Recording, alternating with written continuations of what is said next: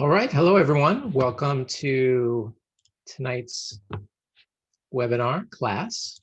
Let me go live on YouTube and we'll get started. And tonight I was thinking, as I was putting together tonight's talk, one of the things that occurred to me really is that, this talk would be very different if it weren't for the situation that we find ourselves in. Because right now we're dealing with a great deal of fear and anxiety, which is having a really deep biological effect on everyone. And I just sort of was thinking that as I was putting this together, that it would be very, very much of a different talk if it were not for the situation that we're in. And by the end of tonight's class episode, which is actually 39, amazingly, after by the end of this, I hope for you to be able to see that there are amazing biological effects to psychological stress, and then also have a better understanding on how to improve your brain as you get older so that you can preserve brain function and you can age with a very strong brain, which is, of course, something that we all want. And let me share my screen and we'll get started. I wanted to mention that, we're reaching the 40th episode next week. And I've decided that I'm going to start inviting guests to talk about things on a deeper perspective, because we've covered so many different topics. And while many of you know I'm running a business and seeing patients, I might not have all the time in the world to grab these particular guests. So when I don't have a guest, then what we're going to do is, obviously, there's an infinite number of topics, but I really want to focus on some of the core factors, because I've really thought about better ways of presenting the information in ways that you can actually remember them in very clear and direct ways so that you can implement certain things into your life. So if any of you have any ideas or suggestions on topics for experts, I'm of course not an expert in many different topics when it comes to health. Of course, as you know, I love talking about health. We're at our 39th week here, amazingly, and I love doing these. And I have been thinking for the last several weeks about really if we could then shift this, especially as we're getting a lot more people coming onto the webinar, to really focus in and talk to some really good experts on certain topics. So if anyone has any topics that they really want to take a deep dive into with someone who's an expert in that particular topic, definitely send me a message or leave a comment in the chat box. And as always, if you have any questions, please do let me know. We certainly love to have a conversation here. And just welcoming everybody, Grant, there's several guests. Louis, Linda, Luis, Marsha, Melinda, Pat, Sharon, Sheila, Shirley, Tricia. Welcome, everybody. Okay, so you should see my screen, and I'm going to blow this up a little bit. And I've entitled this Taking Care of Your Brain. And like I said in the first couple minutes, this is certainly one of those topics that, as I said, would be probably different if it weren't for the situation that we are in. And I wanted to go over our pandemic, because there's, in addition to the viral pandemic, there's also a fear pandemic. And I'd like all of you to have a very clear understanding of really what happens to your health when you're dealing with fear and anxiety. So as we know, we're dealing with an incredible amount of fear. And we all know that if we go back in many, many centuries, people weren't exposed to the amount of information and the amount of media that we have today. And as a result of that, we're being exposed to a whole host of new anxieties, because the modern media is focused on getting an emotional reaction to you. And most of that emotional reaction happens because they are placing into your head an idea that something bad will happen to you. And all of these are future scenarios. And we know that no one knows what the future holds. And 2 days ago, I really thought it was completely irresponsible that Dr. Fauci basically said, and I don't remember the exact quote, but he basically said, January is going to be a disaster. So when any public health official tells you that they can predict the future, just don't listen to them, and don't let them manipulate your emotions for something that they have no idea of. Now, we've spoken about this kind of thing happening, unfortunately, in modern medicine, when doctors sometimes say things like, you know, you're going to die in 6 months, God forbid, or they give these numbers, and these numbers often act as what are called nocebos. We know the word placebo, which is where you can take something like a nonsense pill, sugar pill, and you get better. Well, you can also give someone a nocebo by giving them information that creates anxiety, that creates false expectations, because again, no one knows what the future holds. And if we're listening to the media and the news, if we just ask ourselves, are they positioning us into an unknown future? Are they telling us that something's going to happen that they have no idea if it's going to happen? Then they are manipulating your emotions in an incredibly negative way. So anytime anyone is predicting the future, just step back, realize that they don't have control over that, and don't let fear take over. But we all have other fears as well. We have aging is a fear. We have, toxins in our environment. These become fears.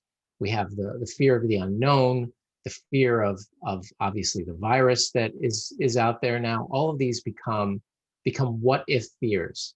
And again, even what if fears are future scenarios. And we really need to step back and realize that we have to just place ourselves in the situation that we're in now, and realize that we're not necessarily in a real emergency, and think about that. So as this fear continues, this becomes then a vague anxiety as we're overexposed to these fears. And there's a Japanese doctor that influenced part of the discussion here by the name of Dr. Ishiguro, that I attended a talk of his at a conference recently, a virtual conference. And he calls this a silent brain killer because, as you'll see, as we get into the talk a little bit further, these have an incredibly negative impact on your brain chemistry. And this is going to lead to accelerated aging of your brain, decreased functioning of your brain, so much so that it's actually shifting your brain into a more primitive state, meaning it's going to be shutting off some of your higher intellectual functions. We'll go into that in just a moment. And really just realize that creating anxiety about an unknown future is the best business there is out there. That's how marketers, essentially, one of their greatest techniques is to create an artificial want or an artificial anxiety, and then that anxiety about something that hasn't happened in the future, or a fear that you're not going to be in, or you're not going to be pretty, or you're not going to be stylish, these sorts of things happening. And then they provide you a solution. And that's really the function of business, unfortunately. And my father, who's on the chat, is reminding me of an incredible quote by Yogi Berra. And some of his quotes are incredible. And this is a quote from Yogi Berra. It's tough to make predictions, especially about the future. So he really had amazing quotes. So so really, the business is all about marketing is unfortunately all about creating this artificial anxiety about something in the future, and then creating a solution. So it's something to just be aware of, to alleviate some of this sense of this ongoing vague fear that becomes vague anxiety, which then becomes this incredible negative health impact. And what about learned helplessness? I'm surprised that I haven't heard people talk more about this. Now, learned helplessness was based on some studies by, I was a psychology major actually in college, before I went to medical school. And learned helplessness, there was a very famous psychologist by the name of Martin Seligman. And he did this study, and many of you probably are aware of this, but they took a dog, and it was the most pitiful looking experiment. I remember seeing a video of it. And they put a dog on this grid that shocks the dog, and then eventually the dog just he jumps and then jumps, and then but eventually he realizes that he can't jump all day, and so he just goes into a corner, curls up into a little ball, and just allows himself to be shocked because he has learned to be helpless, because it hasn't shown to be any impact, any improvement. And I really believe that what's happening now in our society is a form of learned helplessness. And amazingly, I haven't heard anyone, maybe some people have talked about, I actually haven't heard anybody talk about it. I mean, think about, as an example, what's happening in California. In California, as an example, these restaurant owners, everything's shut down now again. And here it is, they had a shutdown, okay? And then they were allowed to open up. And now they have to shut down again. And the same thing's happening with all these lockdowns. We get this sense that maybe it's better. It's like, oh, the dog jumping up in the air, oh, maybe we're okay. And then we get this sense of hope, and then we land back down, and then we get shocked again. And of course, I'm not suggesting there's any sort of conspiratorial thing going on, but the fact, I truly believe that what's happening in modern society now is people are developing this sense of learned helplessness because they feel like there's nothing that they can do about the situation. And unfortunately, as we're going to learn in just a moment, well, first of all, learned helplessness leads to a sense of apathy, leads to depression, and just those particular states have biological impacts on them that are going to lead to an incredible amount of morbidity, of illness in the future. And it's imperative for all of us to really focus on making sure that we have some sort of control over the situation that we're in. And we do that by waking up, having a purpose, learning something new, making connections with people around us, and all the things that we're going to talk about when we speak about how to keep your brain young. But don't let public health officials and this sort of ongoing thing make you feel like you're in this sense of learned helplessness, like that poor little dog curled into a corner. And unfortunately, I believe a lot of people are feeling that way right now. So when biologically, when it's biologically relieved, when fear is relieved, basically on a biological basis, you have endocannabinoids, natural endocannabinoids released in your system, also GABA and dopamine as well. So you're getting this chemical release that makes you feel better. And endocannabinoids you can supplement with without having to resort to any sort of marijuana or cannabis plant at all. In fact, I spoke about that probably in the episode 15 or 15 to 20 or so, I would say, where I spoke about how to activate the endocannabinoid system without cannabinoids. So you can find that lecture on YouTube. So this silent brain killer, which is what that Dr. Ishiguro calls it, this sort of fear that leads to anxiety, which leads to chronic stress, and all that is basically slowly going to deteriorate your brain. And many of you have heard of what's called the triune brain concept. It's somewhat outdated when it comes to people who are experts in the brain and such, but I think it's a good model to think about, that we have this reptilian brain, which is basically focused on survival. It's in our brain stem. And then we have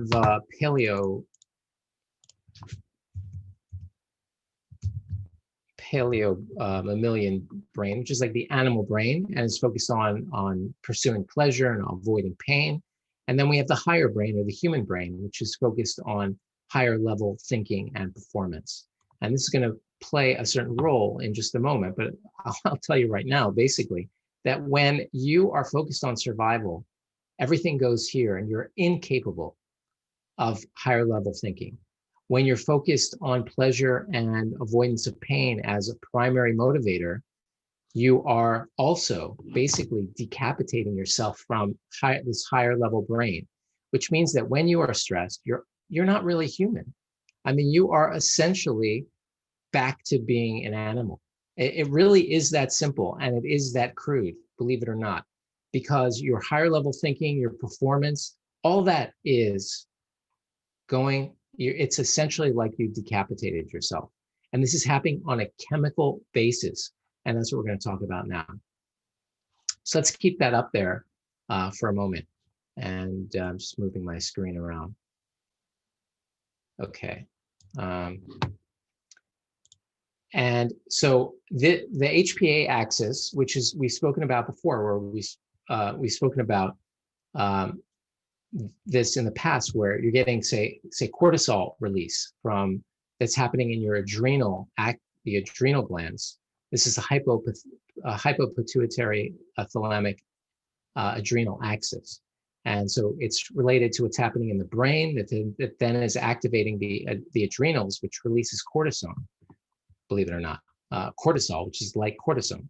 And as a result of that, you actually can get hippocampal atrophy, which is seen in real pathology, like in things like Parkinson's disease and Alzheimer's disease, conditions like that. You can actually get hippocampal atrophy from all this cortisol being released into your bloodstream, in addition to other hormones related to this axis. And that's going to affect learning and memory, spatial navigation, and emotional behavior. And that is therefore going to affect the entire brain.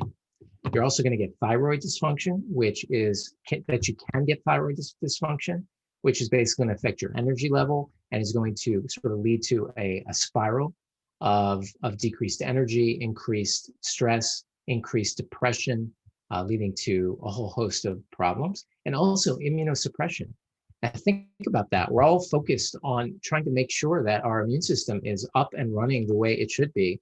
And we feel like, oh, you know, if I'm eating great and I'm exercising great and, you know, I've got big muscles and all this sort of stuff, then my goodness, I can't get sick.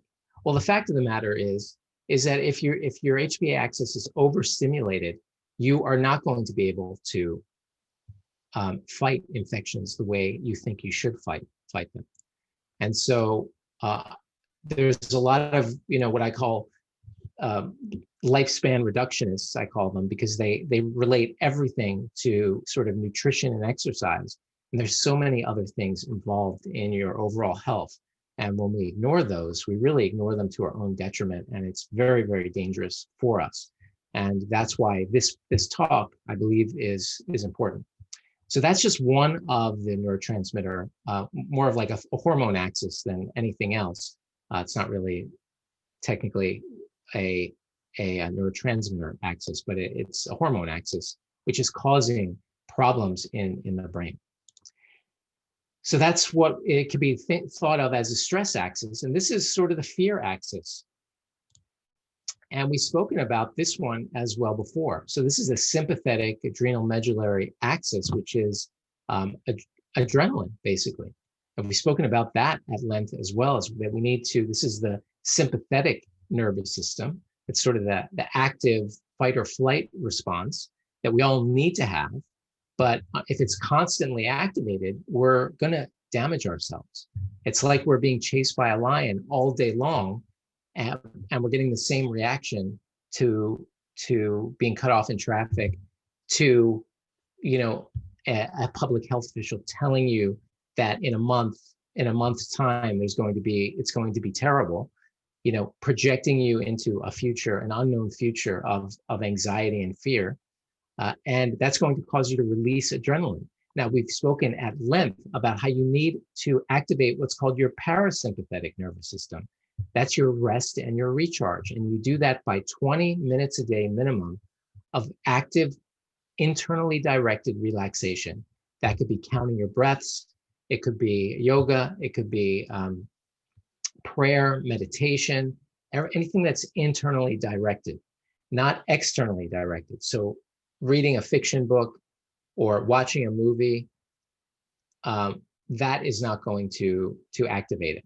The only active relaxation that is externally directed is when you show love to another person. When you go up and you hug somebody and you go and you pet your dog, those are, of course, are externally focused, and those are going to activate the parasympathetic nervous system.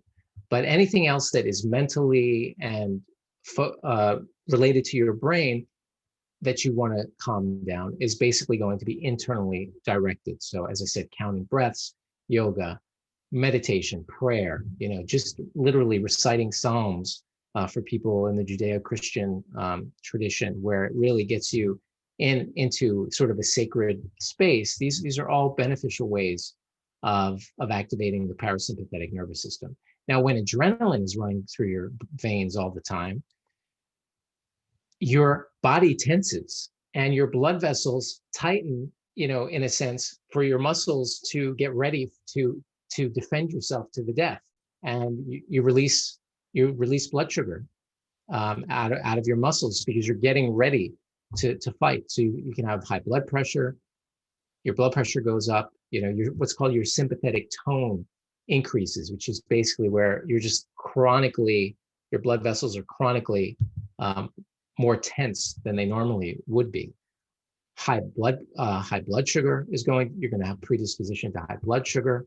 Of course, this is going to lead to various chronic lifestyle diseases like heart disease and obesity. And more importantly, or not more importantly, but additionally, it locks you into the animal brain.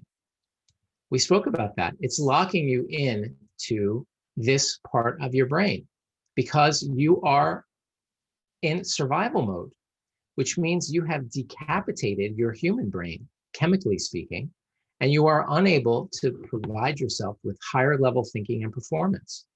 And that's happening because it's stimulating the amygdala, which is part of this animal brain.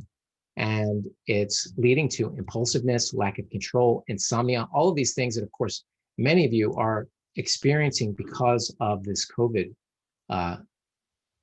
situation.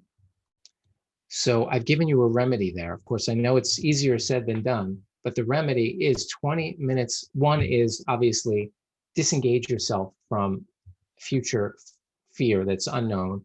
And then, of course, providing yourself with 20 minutes a day of internally directed relaxation. Could be taking a hot bath with candles and counting your breaths and relaxing. But you have to do this. I don't care if you feel like you're perfectly relaxed.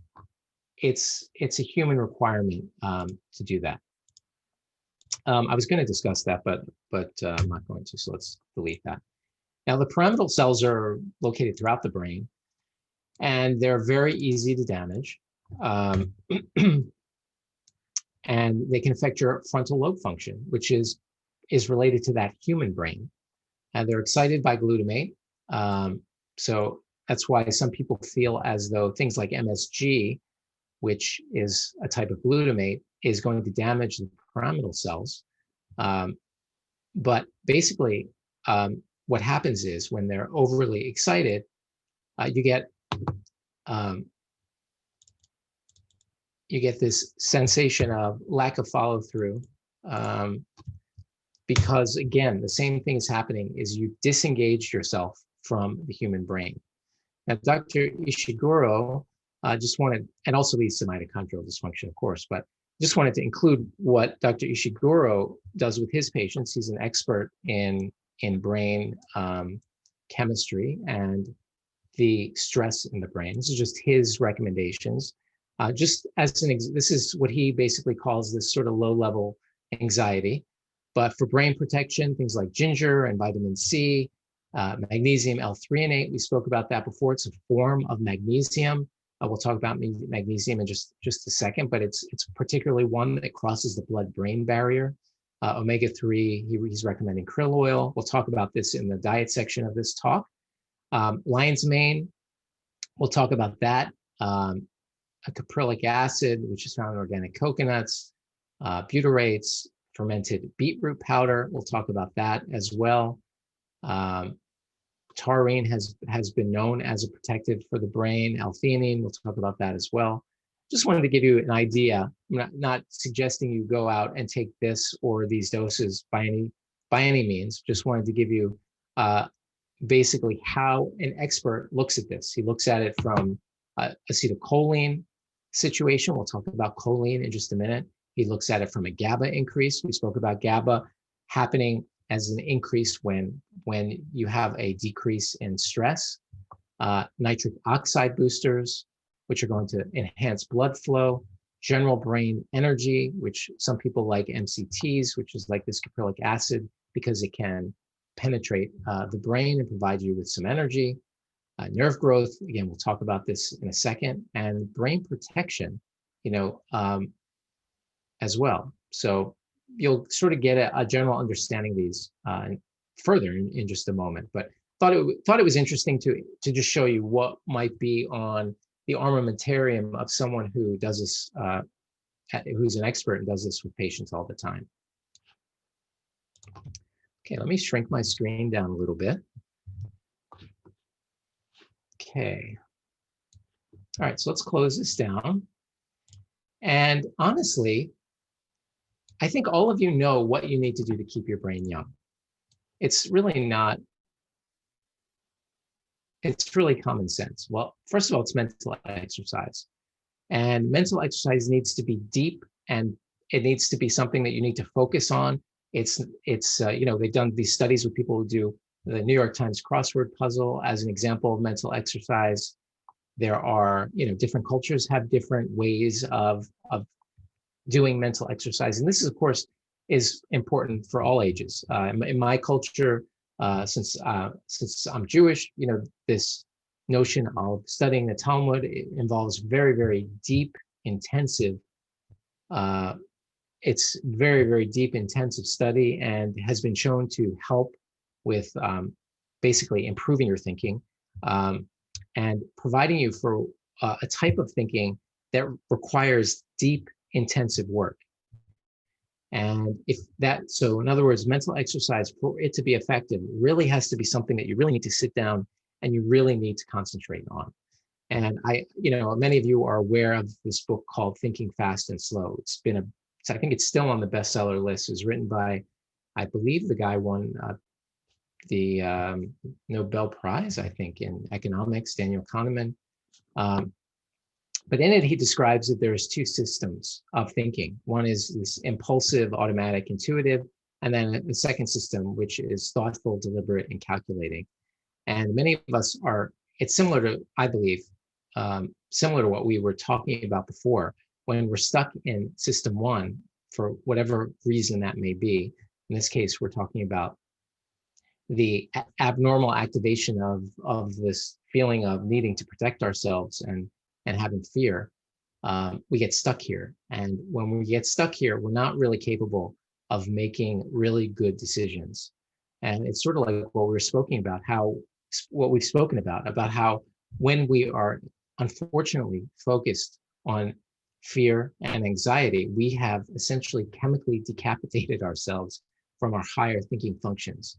That's essentially what's happening. So it is important for you to focus on your stress level. I mean, we've spoken about why you need to address your stress level from every other organ system in the body up until now, this being the 39th episode, but we have not really focused on what really happens in the brain. And so that's why I thought tonight's class was important. Okay, well, we know physical exercise does improve the brain. You need to address blood flow in the brain. We saw that with his NO boosters, with the beats. You want to get as much blood flow into the brain, and things like blood pressure, addressing blood pressure, addressing blood sugar, having a diet that is optimized for clean vessels is going to be important. Social connection, super important. Another thing that we're all lacking these days. So it's important for us to reach out as best as we can to try to maintain some social connections. Of course, stopping smoking and drinking and sleep. All of them completely I would hope, complete common sense. I would, again, focus on this, go back to this mental exercise thing, only because with all the demands that we have now, we feel like we are in survival mode and we just want an escape. And really, the solution is not an escape, but to really start to dig in and to exercise our brain as best as we can, whether that's taking up a new hobby or um, learning a new language or something that's going to really tax your higher level brain and get you back into your higher level brain, so you're not focused on survival. Feeding your brain, well, first of all, be careful with super low fat diets. Your brain needs fat, especially DHA, which is found in fish. Now, if you're a vegan, then I recommend that you take a DHA supplement. And if you don't think you need to take a DHA supplement, just because you feel like you don't need it, then I would recommend you get an omega index blood test to see what your omega-3 levels are, because some people have a inability, or I should say a decreased ability, to convert the omega-3s in, say, flax or chia into this DHA, and we need more of it as we age. Secondly, we need to optimize minerals like zinc and magnesium, and most people require zinc and magnesium supplementation. If we have an issue with magnesium, and almost everyone does, unfortunately, then for the brain itself, we spoke just a second ago about magnesium L-threonate, which is a type of magnesium that penetrates the blood-brain barrier and is able to get the magnesium into there. But of course, dietary, we always want to try to optimize. So nuts and seeds, properly soaked nuts and seeds, are going to give you minerals into your diet. Of course, vegetables as well, but nuts and seeds are going to be high in that. So you should all be eating a handful of raw nuts and seeds per day. Dark chocolate is helpful, and choline, which is something that we spoke about. There's a neurotransmitter called acetylcholine, and you need more of this as you get older. Now, the issue with choline is, as I said, as you get older, you need more of it, but choline can be difficult to get in your diet. And if you eat too much of the foods that have it, then it might not be healthy. Things like egg yolks and liver, as an example, are very, very high in choline. We'll talk a little bit more about this next week, because there's certain genes that are involved with choline. But if you don't eat eggs and liver on a regular basis, and probably that isn't something probably that most people should be eating every single day in excessive amounts. Cruciferous vegetables have a little bit of choline. And well, again, we'll talk about it more next week, but if you are, say, beans have some, cruciferous vegetables, broccoli, cauliflower, tofu has a good amount of choline. But you can also take betaine as a supplement. There's issues with taking choline as a supplement, but betaine can be taken because it contributes to the formation of choline internally, and you don't have to worry necessarily about that. But we'll talk a little bit more about that next week when we talk about the 10 genes that can be optimized well to improve your health. Okay, so we're coming up on the end of tonight's talk, and I get this question from people from time to time. What about nootropics? Now, nootropics are supplements, some natural and some are synthetic, that can help with brain function. Now, they're very popular in sort of what are called, body hacking circles and Silicon Valley executives who are doing all kinds of things to, not just Silicon Valley executives, but Silicon Valley coders, these people who write the programs that are sitting in front of their computers, with this intense focus, and they're doing all kinds of things, some of which are somewhat crazy, I should say they sound crazy, I'll give you an example. There are many people who are doing what's called microdosing of psychedelic chemicals, so LSD and things, and um, trying to remember all the different psychedelics right now. There's one mushroom that I can't remember the name that was just legalized in Colorado, blanking on the name of it. But there are many people who are doing microdosing of these things because they feel it enhances focus and creativity. And so there are many people trying to focus on this sort of thing. Remember, there was that movie Limitless, where the guy took a pill and became like like 10 times smarter than Einstein and was able to do all kinds of different things. And there are many people who have taken pharmaceutical medications. One of the pills, there's a pill that's used for people who have narcolepsy called modafinil, and there are some very high-profile individuals who were taking modafinil for many, many years because they felt it increased focus. Of course, I'm not in favor of any of those sorts of things because I think there are plenty of natural things that if you want to try are certainly reasonable to try. And here's a list of them. Caffeine has been shown to improve performance. Obviously, you have to worry about doing too much caffeine, and there are people who have genetic susceptibilities to being unable to break down caffeine, which can have actually some cardiac side effects. L-theanine, which is found in green tea and is what monks really liked because it creates sort of a little bit more focus. That's high in, and we spoke about green tea a couple of weeks ago. We spoke about the different types of green tea that are higher in L-theanine. Ginkgo biloba, which is from the ginkgo tree, which many of you have probably seen, and has been known in Chinese medicine to enhance brain function for thousands of years. Lion's mane mushroom is a very popular one these days, something that I tried, and I tried probably around a year ago with a company that makes it combined with a little bit of mocha. And it tasted really good. It was chocolate and mocha. And it definitely affects your brain because I had the strangest dreams when I took it. So I gave it to my father, and he didn't. By the way, I noticed I sort of felt like I was more focused. So I was excited about it because I felt like it did have an actual effect. My father didn't feel like it had any effect on him, and he didn't get any sort of weird dreams.